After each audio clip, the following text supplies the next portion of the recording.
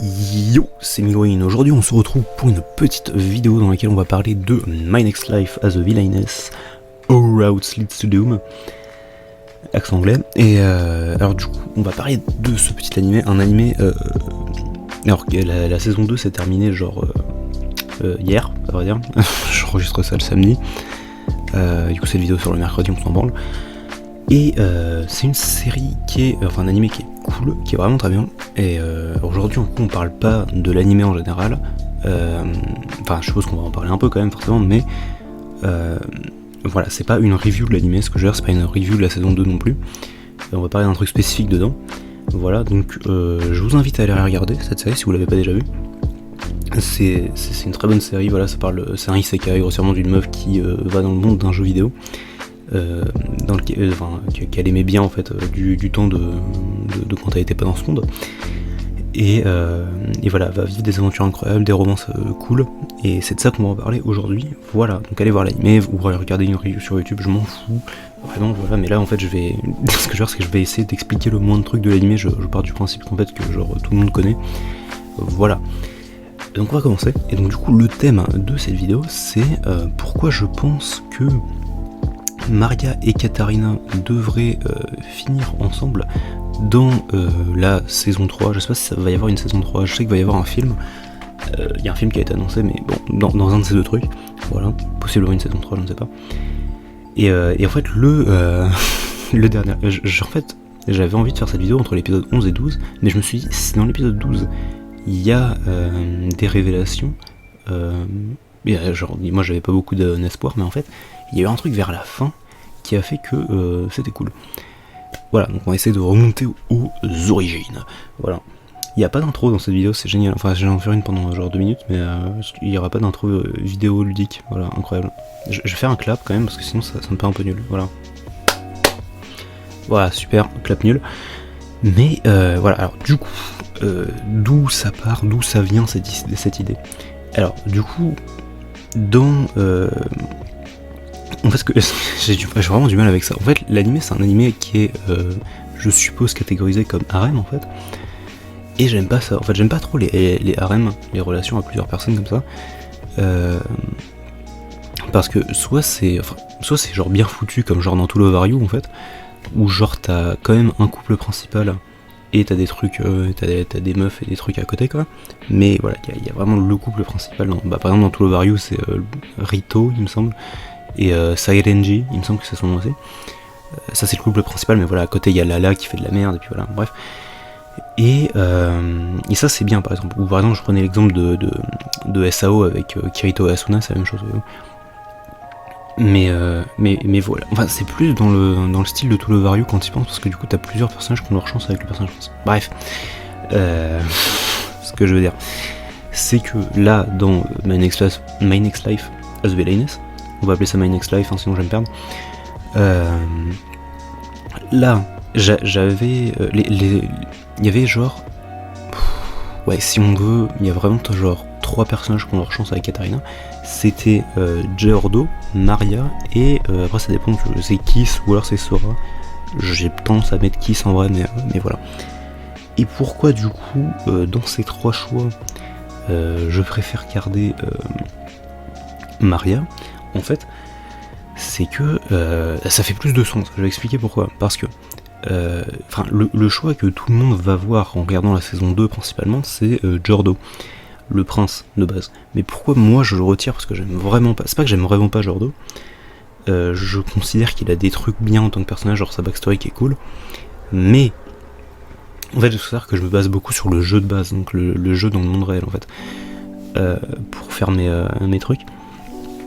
C'est-à-dire que par exemple dans le jeu de base, même si Katarina était une méchante dans le jeu de base, ce que je veux dire c'est que Geordo, lui, c'était le mec qui à chaque fin de route tuait ou exilait Katarina.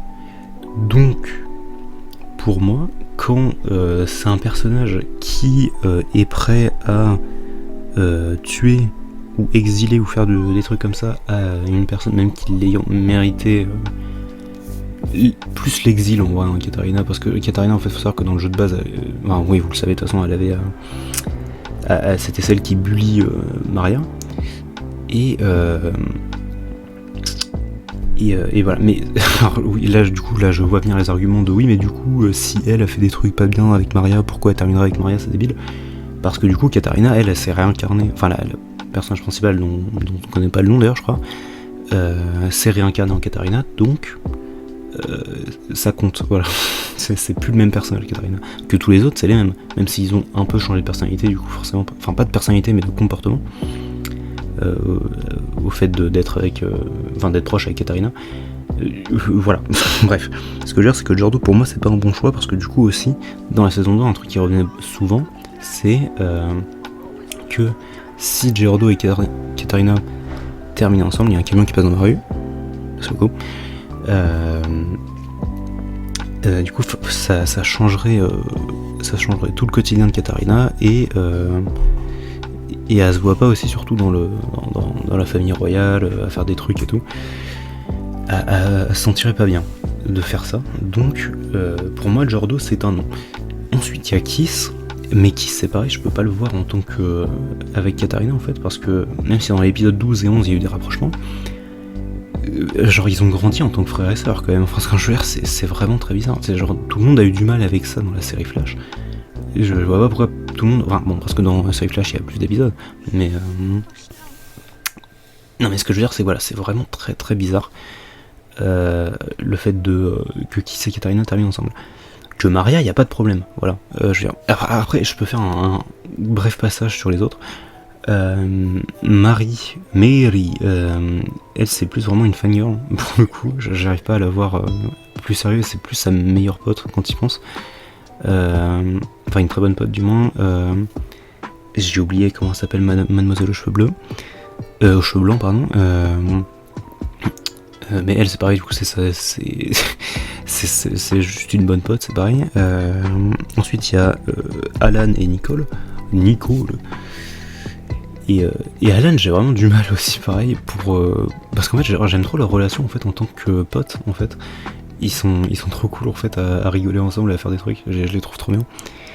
Et Nicole après ça dépend en fait, parce que genre le mec est BG quand même, faut dire ce qu'il est, donc du coup c'est rigolo.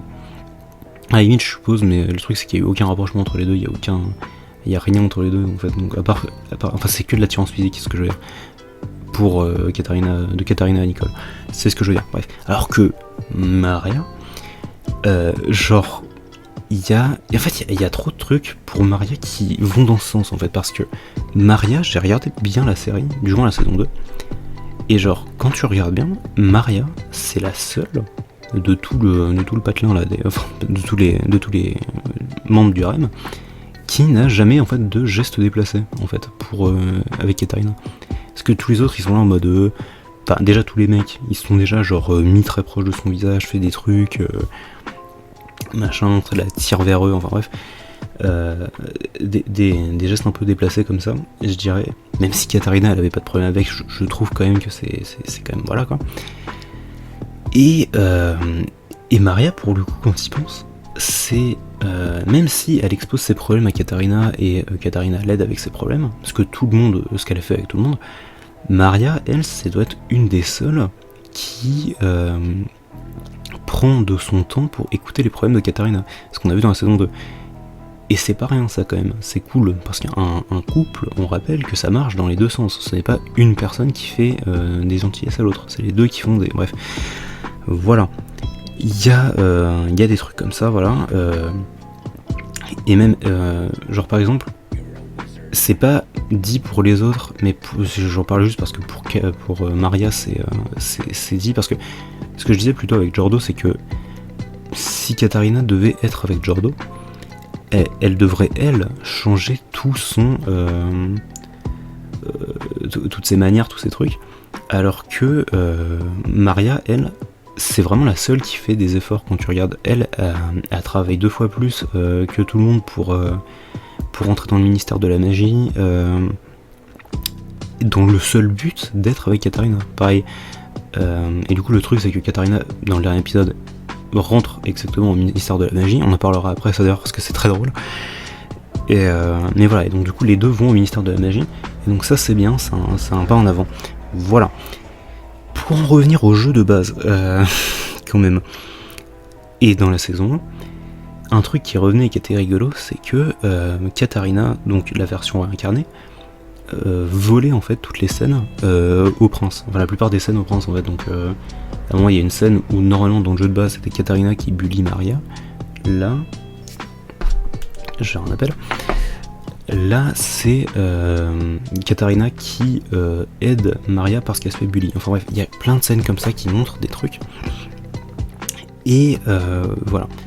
Je vais en parler parce que on va parler du truc du ministère de la magie parce que c'est quand même rigolo, mais juste après je parlerai de un des gros points que j'aime beaucoup.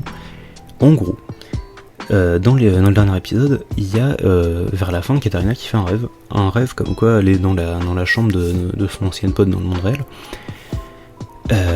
et elle commence à jouer à un jeu, cette meuf, et le jeu c'est Fortune Lover, donc le jeu dans le monde dans lequel elle est.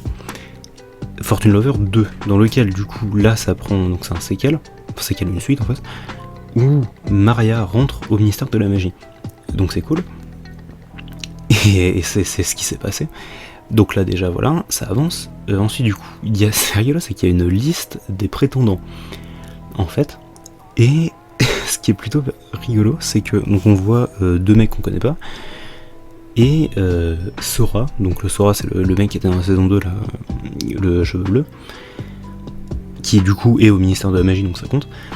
Et j'ai trouvé ça bizarre d'ailleurs qu'il n'y avait pas Jean-Michel Cheveux Rouge, ça aurait pu être cool de l'avoir en tant que prétendant, bref. Et ensuite, en dernier, on a une personne qui est masquée, enfin qui est capuchée, on voit juste un petit sourire et ses cheveux. Et donc du coup là il y a la pote de Katharina du coup. Enfin, sa pote dans le monde réel, c'est compliqué, j'ai oublié son nom. Hatchan, elle s'appelle Hatchan. Et Hatchan dit et reconnaît que c'est Katharina. Et au début, elle est en mode oh, elle a pas retenu sa leçon, elle, depuis le dernier jeu.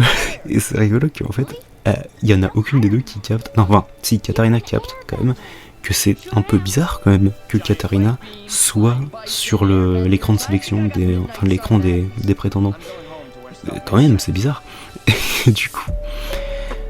Et là ça va linker directement avec la suite, c'est que dans le jeu de base, Maria, voilà, dans le jeu de base, le personnage principal c'est Maria en fait, que dans la série c'est Katharina. Et Maria, elle a plusieurs routes disponibles, donc le All Route, ça revient au All Route, donc les routes disponibles c'est Jordo, Kiss, Nicole, il me semble que c'est Nicole, parce que je crois que c'était une route... c'est une sorte de route cachée, il me semble, Nicole. Et il me semble que c'est tout. En fait, il me semble que t'as que les princes. Parce que les autres, là, Mary, la meuf aux cheveux blancs et personne d'autre, en fait, c'est juste des... Ah oui, non, mais il y a Alan aussi, pardon, putain, j'ai oublié de dire Alan.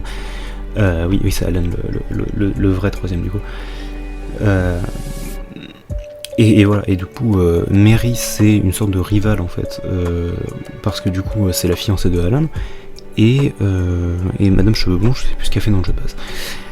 Bref, et donc pourquoi je parle de ça, pour une raison intéressante, c'est que, et du coup, voilà, la bad guy c'est Katharina, parce que du coup c'est la fiancée de Jordo, et puis c'est la Bully, enfin bref. Et en fait c'est intéressant ça, parce que du coup...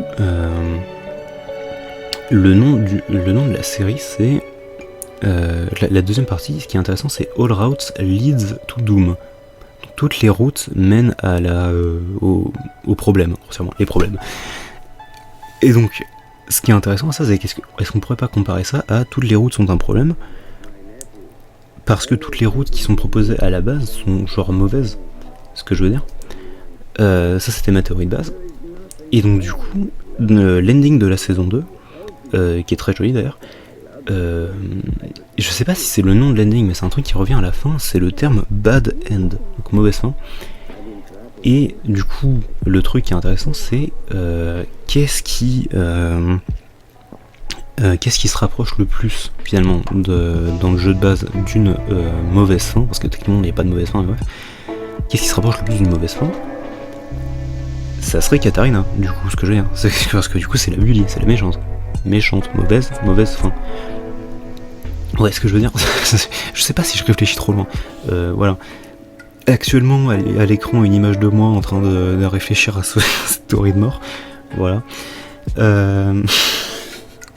Non mais voilà, ok, c'est ce truc que j'avais pensé pendant que je voulais faire cette vidéo entre l'épisode 11 et 12, et donc du coup dans l'épisode 12 on a eu ce truc là de Hachan qui démarre le jeu, et donc on voit les deux mecs et tout, et genre du coup il y a Katarina qui se réveille en mode ah ok attends c'était qu'un rêve, c'est bon, ça n'existe pas, et donc du coup, dernière scène avant l'ending, Katarina et Maria se retrouvent au ministère de la magie, rencontre pas, du coup elle retrouve Sora, qui est là du coup parce qu'il travaille au ministère de la magie, et du coup il est en mode hey, vous êtes arrivés, je vais vous faire visiter un peu. Et donc du coup il va pour les faire visiter, il rentre dans une salle, et là pour le coup si je commence à rigoler c'est parce que j'ai vraiment rigolé pendant l'épisode, c'est que du coup en fait il y a les deux prétendants qu'on connaissait pas en fait au début. Et voilà, et qu'est-ce que ça veut dire ça? Déjà ça veut dire qu'il y a, c'est ce qu'on va voir je pense dans le film, et après je crois qu'il y a un OAV aussi, enfin bref, et ça veut peut-être dire qu'il va y avoir une saison 3 si le film ça parle de rien. Voilà, déjà ça c'est cool, mais surtout, le délire là de Katarina qui était en tant que prétendante, est-ce que ça veut pas dire quelque chose les enfants? Moi je pense que si, voilà, donc je pense que Maria et Katarina vont finir ensemble parce que ça ferait sens, voilà, ok, c'est ce que je veux dire. Voilà, écoutez, j'ai exposé mes faits, voilà, si ça n'arrive pas, ça n'arrive pas, si ça arrive, j'étais un précurseur. Et un précurseur, non, ok. Je suis intelligent. Voilà. Écoutez, j'espère que cette petite vidéo vous aura plu. Voilà, je l'ai fait complètement au schnapps. Voilà. Complètement au bordel. Et on se retrouvera la semaine prochaine pour je ne sais pas quoi. À vrai dire, je suis presque sûr que j'avais prévu de faire une vidéo, mais je m'en souviens plus. Voilà. S'il y a encore une vidéo sur Xenoverse, on va pas venir crever. J'y allais.